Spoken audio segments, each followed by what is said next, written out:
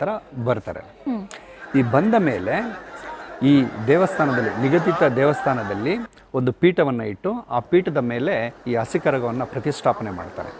ಪ್ರತಿಷ್ಠಾಪನೆ ಮಾಡಿ ಅಲ್ಲಿ ನವವಿಧವಾದ ಭಕ್ತಿಗಳನ್ನು ಮಾಡ್ತಾರೆ.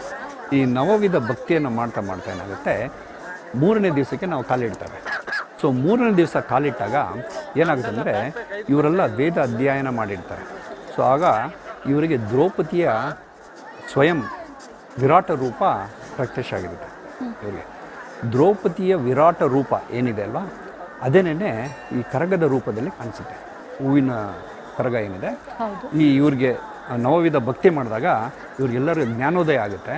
ಜ್ಞಾನೋದಯ ಆದಾಗ ದ್ರೌಪದಿಯ ವಿರಾಟ ರೂಪ ಈ ಕರಗ. ಸೊ ಈ ಕರಗ ಏನಿದೆ, ಈ ಕರಗದಲ್ಲಿ 18 ಲೋಕಗಳ ಜ್ಞಾನ ಅಡಗಿದೆ. ಈ ಶಿರದ ಮೇಲೆ ಇದೆಯಲ್ವ, ಅದನ್ನು ಕರಗ ಅಂತ ಹೇಳ್ತೀವಿ. ಈ ಶಿರದ ಮೇಲೆ ಇರುವಂಥ ಕರಗ ಇದೆಯಲ್ಲ, ಅದರಲ್ಲಿ ಮುಖ್ಯವಾಗಿ ಮೇಲೆ ಕಲಶ ಇರುತ್ತೆ. ಆ ಕಲಶ ಸ್ವಯಂ ಭಗವಂತ ಆದಿಶಕ್ತಿ ಅಂತ ಏನು ಹೇಳ್ತೇವೆ, ಆ ಸ್ವಯಂ ಭಗವಂತ ಅದಾಗಿರ್ತಾನೆ. ಆ ಕಲಶದ ಕೆಳಗೆ ಒಂದು ಮಲ್ಲಿಗೆಯ ದಿಂಡು ಇರುತ್ತೆ. ಆ ದಿಂಡು ಏನಂತ ಹೇಳಿದ್ರೆ ಈ ಶಿವನ ವಾಸಸ್ಥಾನ, ವಿಷ್ಣುವಿನ ವಾಸಸ್ಥಾನ ಮತ್ತು ಬ್ರಹ್ಮನ ವಾಸಸ್ಥಾನ. ಅಂದರೆ ಬ್ರಹ್ಮ ವಿಷ್ಣು ಮಹೇಶ್ವರ ಅಂತ ಏನು ಹೇಳ್ತೇವೆ, ಇವರ ವಾಸಸ್ಥಾನದ ಸಂಕೇತವಾಗಿ ಆ ಮಲ್ಲಿಗೆ ದಿಂಡನ್ನು ತೋರಿಸಿರ್ತಾರೆ. ಸೊ ಅಂದರೆ ಕೈಲಾಸ, ಅದರ ಕೆಳಗಡೆ ವೈಕುಂಠ, ವೈಕುಂಠದ ಕೆಳಗೆ ಬ್ರಹ್ಮಲೋಕ ಇದೆ ಅಂತ ಒಂದು ತೋರಿಸ್ತಾರೆ. ಆಮೇಲೆ ಫ್ಲ್ಯಾಗ್ಸ್, ಈ ಬಾವುಟಗಳು ಏನು ಇಟ್ಟಿರ್ತಾರೆ, ಇದು ಭಗವಂತ ಈ 14 ಮನ್ವಂತರಗಳಲ್ಲೂ ಅವನು ದಿವ್ಯ ಅವತರಣೆ ಆಗಿರುತ್ತೆ. ಸೊ ಒಂದೊಂದು ಯುಗದಲ್ಲೂ ಅವನು ಅವತರಣೆ ಮಾಡಿಕೊಂಡ್ರೆ 14 ಮನ್ವಂತರ ತೊಗೊಂಡ್ರೆ ಸುಮಾರು ಅವನ ಅವತರಣೆಗಳಾಗಿರುತ್ತೆ, ವಿಶೇಷವಾಗಿರುತ್ತೆ ಅದರಲ್ಲಿ. ಸೊ ಅದಕ್ಕೆ ಸಾಂಕೇತಿಕವಾಗಿ ನೀವು 14 ಮನ್ವಂತರಗಳಲ್ಲೂ ಭಗವಂತನ ಅವತರಣೆ ಆಗಿದೆ ಅಂಥೇಳಿ 14 ಬಾವುಟಗಳನ್ನು ಕರಗದಲ್ಲಿ ಇಡ್ತಾರೆ. ಸೊ ಅದು ಊರ್ಧ್ವಲೋಕದಲ್ಲಿ ಆಗುತ್ತೆ. ಸೊ ತಲೆಯಿಂದ ಮೇಲೆ ಇರುವಂಥ ಕರಗವನ್ನು ದೈವಿ ಲೋಕ ಅಂತ ಹೇಳ್ತಾರೆ. ದೈವಿ ಲೋಕ ಅಂತ ಹೇಳ್ತಾರೆ. ಅಂದರೆ ಪರಮಾತ್ಮ ಇರುವಂಥ ಪರಮಧಾಮ, ಅದ್ರ ಕೆಳಗಡೆ ಕೈಲಾಸ, ಅದ್ರ ಕೆಳಗಡೆ ವೈಕುಂಠ, ವೈಕುಂಠದ ಕೆಳಗಡೆ ಬ್ರಹ್ಮಲೋಕ ಇದೆ ಅಂತ ಇದರಲ್ಲಿ ಹೇಳ್ತಾರೆ. ಇದು ದೈವಿ ಲೋಕ. ಆಮೇಲೆ ಶಿರದಿಂದ ಸೊಂಟದವರೆಗೆ ಏನು ಮಾಡ್ತಾರಲ್ಲ, ಅದನ್ನು ಸ್ತ್ರೀ ವೇಷ ಇರುತ್ತೆ. ಈ ಸ್ತ್ರೀ ವೇಷದಲ್ಲಿ ಅಂದರೆ ಸ್ವಯಂ ಭಗವಂತ ಒಬ್ಬನೇ ಪುರುಷ, ವಿಶ್ವದಲ್ಲಿ ಇರುವಂಥವನು ಸ್ವಯಂ ಭಗವಂತ ಒಬ್ಬನೇ ಪುರುಷ. ಇನ್ನು ಉಳಿದವರು ಎಲ್ಲರೂ ಅವನ ಸಜನೀಯರು, ಅವನ ಪ್ರಿಯತಮೆಯರಾಗಿದ್ದಾರೆ. ಸೊ ಭಗವಂತ ಒಬ್ಬನೇ ಇರಬೇಕಂದ್ರೆ ಅವನಿಗೆ ನಾವೆಲ್ಲ ಸಜನೀಯರಾಗಿರ್ತೇವೆ. ಸೊ ನಾವೆಲ್ಲ ಸಜನೀಯರಾದಾಗ ಅವನು ನಮ್ಮ ಪತಿಯಾಗಿದ್ದಾನೆ. ಸೊ ಅದಕ್ಕೆ ನಾವೇನು ಮಾಡ್ತೀವಿ, ಇಲ್ಲಿ ಸ್ತ್ರೀ ವೇಷವನ್ನು ಧರಿಸ್ತೇವೆ. ಸೊ ಇಲ್ಲಿ ಸ್ತ್ರೀ ವೇಷದಲ್ಲಿದ್ದಾಗ ನಾನು ಅವಳು ಹೇಳಿದಂಗೆ ಈ ಸೊಂಟದಿಂದ ನಮ್ಮ ನೆತ್ತಿಯವರೆಗೂ ತೊಗೊಂಡ್ರೆ 7 ಚಕ್ರಗಳಿದೆ. 7 ಚಕ್ರಗಳಿದೆ.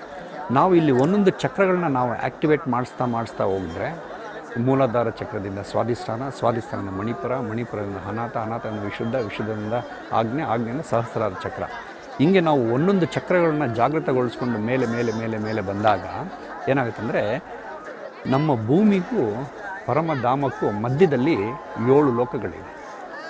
ಭೂರ್ ಭುವ ಸುಹ ಜನಲೋಕ, ಮಹಾಲೋಕ, ತಪೋಲೋಕ, ಸತ್ಯಲೋಕ ಅಂತ 7 ಲೋಕಗಳಿವೆ.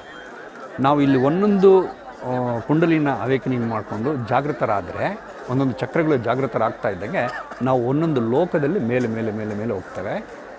7ನೇ ಲೋಕವನ್ನು ದಾಟಿದಾಗ ನಾವು ಸ್ವಯಂ ಪರಮ ಧಾಮಕ್ಕೆ ತಲುಪುತ್ತೇವೆ. ಸೊ ಅದು ಈ ಸೊಂಟದಿಂದ ಮೇಲೆ ಇರುವಂಥ ಚಕ್ರಗಳು ಆ್ಯಕ್ಟಿವೇಟ್ ಆಗಿದ್ರೆ ಅಂತ. ಅದನ್ನೇ ಸೊಂಟದಿಂದ ಪಾದದ ಉಂಗುಷ್ಟದವರೆಗೂ 7 ಅಧೋಲೋಕಗಳಿವೆ. ಅಂದರೆ ಅತಳ, ವಿತಲ, ಸುತಲ, ರಸತಳ, ಮಹಾತಳ, ತಳಾತಳ, ಪಾತಾಳ ಅಂತ ಹೇಳ್ಬಿಟ್ಟು 7 ಲೋಕಗಳಿದೆ. ಸೊ ಈ 7 ಲೋಕಗಳು it is called materialistic world. ಯಾರ್ಯಾರು ಆಧ್ಯಾತ್ಮಿಕದಲ್ಲಿ ಇಷ್ಟ ಇಲ್ದಿರಾ, ಇವು ನಾವೆಲ್ಲ ಲೌಕಿಕದಲ್ಲಿ ನೋಡ್ತೇವೆ, ಇನ್ನು ತುಂಬ ಮೆಟೀರಿಯಲಿಸ್ಟಿಕ್ ಅಪ್ಪ ಅಂತ ಹೇಳ್ತೀವಿ. ಸೊ ಮೆಟೀರಿಯಲಿಸ್ಟ್ ಯಾರು ಇರ್ತಾರೆ ಅವರೆಲ್ಲರನ್ನೂ ಈ ಅಧೋಲೋಕದ ಕಡೆಗೆ ಪ್ರಯಾಣ ಬೆಳೆಸ್ತಾರೆ. ಯಾರು ಆಧ್ಯಾತ್ಮಿಕವಾಗಿ ಭಗವಂತನ ಎಡೆಗೆ ಹೋಗಬೇಕು ಅಂತಾರೆ, ಸ್ವಯಂ ನಮ್ಮ ಮನೆಗೆ ವಾಪಸ್ ಹೋಗಬೇಕು ಅಂತ ಯಾರು ಇಚ್ಛೆ ಪಡ್ತಾರೆ, ಅವರೆಲ್ಲ ಈ 7 ಚಕ್ರಗಳನ್ನ ಆ್ಯಕ್ಟಿವೇಟ್ ಮಾಡಿಸ್ಕೊಳ್ತಾರೆ. ಯಾರು ಮೆಟೀರಿಯಲಿಸ್ಟ್ ಆಗಿರ್ತಾರೆ ಅವರು ಅಧೋಲೋಕಗಳಿಗೆ ಹೋಗ್ತಾರೆ. ಸೊ ಹೀಗೆ ಮೇಲೆ ದೈವಿ ಲೋಕದ 4 ಲೋಕಗಳು, ಊರ್ಧ್ವ ಲೋಕದಲ್ಲಿ 7, ಅಧೋಲೋಕದಲ್ಲಿ 7, ಒಟ್ಟು 18 ಲೋಕಗಳಿದೆಯಲ್ಲ, ಈ 18 ಲೋಕಗಳ ಜ್ಞಾನ ಭಂಡಾರವನ್ನು ಕೊಡುವುದೇ ಈ ಕರಗ ಮಹೋತ್ಸವದ ದ್ರೌಪದಿಯ ವಿರಾಟ ರೂಪ ಆಗಿದೆ. ದ್ರೌಪದಿಯ ವಿರಾಟ ರೂಪನೇ ಕರಗ ಮಹೋತ್ಸವ. ಬಹಳ ವಿಶೇಷವಾಗಿರುವಂಥ ಕರಗ, ಅದರ ಬಗ್ಗೆ ಮಾಹಿತಿಯನ್ನು ಕೊಡ್ತಾ ಇದ್ರಿ. ಧರ್ಮರಾಯ ಸ್ವಾಮಿ ದೇಗುಲಕ್ಕೆ ಇನ್ನೇನು ಆಗಮನ ಆಗುತ್ತೆ ಕರಗ, ಹಾಗಾಗಿ ಇಷ್ಟೊಂದು ಭಕ್ತರೆಲ್ಲರೂ ಕೂಡ ಕಾಯ್ತಾ ಇರುವಂತಹ ದೃಶ್ಯ ಒಂದು ಕಡೆ ಆದರೆ, ಇನ್ನೇನು ಕೆಲವೇ ಕ್ಷಣಗಳಲ್ಲಿ ಈ ಕರಗ ಇಲ್ಲಿಗೆ ಆಗಮನ ಆಗುತ್ತೆ. ಅದನ್ನು ಕಣ್ತುಂಬಿಕೊಳ್ಳಬೇಕು ಅನ್ನುವಂಥ ನಿಟ್ಟಿನಲ್ಲಿ ಕಾಯ್ತಾ ಇರುವಂತಹ ಭಕ್ತಗಣ, ವೀರಕುಮಾರರು ಎಲ್ಲರೂ ಕೂಡ ಕಾಯ್ತಾ ಇದ್ದಾರೆ. ಜೊತೆಗೆ ಪೊಲೀಸ್ ಬಂದೋಬಸ್ತ್ ಕೂಡ ಎಲ್ಲ ರೀತಿಯಲ್ಲೂ ಕೂಡ ಮಾಡಲಾಗಿದೆ. ಬಹಳ ವಿಶೇಷತೆಗಳು ಇರುವಂತಹ ಕರಗ ನನ್ಗೆ ಬಹಳ ಖುಷಿ ಅಂತ ಅನ್ಸೋದು, ನಮ್ಮ ಅನೇಕ ಆಚರಣೆಗಳು ದೇವಸ್ಥಾನದಲ್ಲಿ ವಿಶೇಷವಾಗಿ ಹಗಲಿನ ಸಂದರ್ಭದಲ್ಲಿ ಪೂಜೆ ಪುನಸ್ಕಾರಗಳು ನಡೆದ್ರೆ, ಈ ರಾತ್ರಿ ಸಂದರ್ಭದಲ್ಲೂ ಕೂಡ ಅನೇಕ ಪೂಜೆಗಳು ನಡೆಯುತ್ತೆ. ಆದರೆ ಬೆರವಣಿಗೆ ಆಗಿರ್ಬೋದು, ಇನ್ನಿತರ ಸಂಪ್ರದಾಯಗಳು ಇಲ್ಲೂ ಕೂಡ ಅದೇ ರೀತಿ ರಾತ್ರಿ ಸಂದರ್ಭದಲ್ಲಿ ಈ 2 ಗಂಟೆಗೆ ಶುರುವಾಗಿ ಸೂರ್ಯೋದಯಕ್ಕೂ ಮೊದಲು ಮುಗಿಬೇಕು ಅನ್ನುವಂಥದ್ದು ಇದೆಯಲ್ಲ, ಈ ಆಚರಣೆ ಯಾಕೆ ಅನ್ನುವಂಥ ಒಂದಷ್ಟು ಪ್ರಶ್ನೆ, ಕುತೂಹಲ. Very good question. ಈಗ ನಾವು ಈ ಡೇ ಆ್ಯಂಡ್ ನೈಟ್ ಅನ್ನೋದು ನಮಗೆ ಗೊತ್ತಿದೆ, ಹಗಲು ಮತ್ತು ರಾತ್ರಿ ಅಂತ. ಆದರೆ ನಮ್ಮ ಸನಾತನ ಧರ್ಮದಲ್ಲಿ ಈ ರಾತ್ರಿ ಹಗಲನ್ನು ಅನೇಕ ಭಾಗಗಳಾಗಿ ವಿಂಗಡಿಸಿದ್ದಾರೆ. ಈಗ ನೀವು ರಾತ್ರಿ ಕರಗ ಯಾಕೆ ಆಚರಣೆ ಮಾಡ್ತಾರೆ ಅಂತ ಹೇಳಿದ್ರೆ, ಈ ರಾತ್ರಿಯನ್ನು 4 ಭಾಗಗಳಾಗಿ ವಿಂಗಡಿಸಿದ್ದಾರೆ. ಒಂದು ಫಾರ್ ಎಕ್ಸಾಂಪಲ್ಲು, ಇವಾಗ ಸೂರ್ಯ ಉದಯ ಬೆಳಿಗ್ಗೆ 6 ಗಂಟೆಗೆ ಆಗುತ್ತೆ ಅಂತ ಇಟ್ಕೊಳ್ಳೋಣ, ಸೂರ್ಯಾಸ್ತ ಸಾಯಂಕಾಲ 6 ಗಂಟೆಗೆ ಆಗುತ್ತೆ. ಅಂದರೆ 12 ಅವರ್ಸ್ ಟೈಮ್ ಇರುತ್ತೆ. ಸೊ ಈ 12 ಅವರ್ಸ್ನ 4 ಭಾಗಗಳಾಗಿ ಮಾಡ್ತಾರೆ.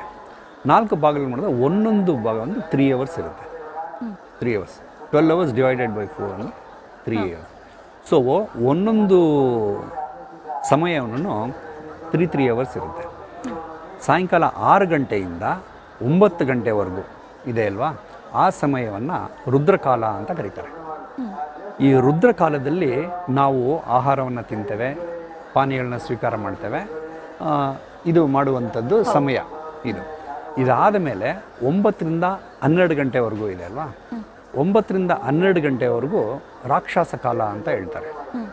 ಸೊ ಈ ರಾಕ್ಷಸ ಕಾಲದಲ್ಲಿ ನಾವು ಆಹಾರಗಳನ್ನ ಪಾನೀಯಗಳನ್ನ ಸ್ವೀಕಾರ ಮಾಡಬಾರ್ದು ಅನ್ನೋದು ನಮ್ಮ ಧರ್ಮದಲ್ಲಿ ಪುರಾಣಗಳಲ್ಲಿ ಇದೆ. ಸೊ 12 ಗಂಟೆಯ ನಂತರ 3 ಗಂಟೆಯವರೆಗೂ ಏನಿದೆ 3 ಅವರ್ಸ್, ಆ ಸಮಯವನ್ನು ಗಂಧರ್ವ ಸಮಯ ಅಂತ ಹೇಳ್ತಾರೆ. ಗಂಧರ್ವ ಸಮಯ ಅಂತ.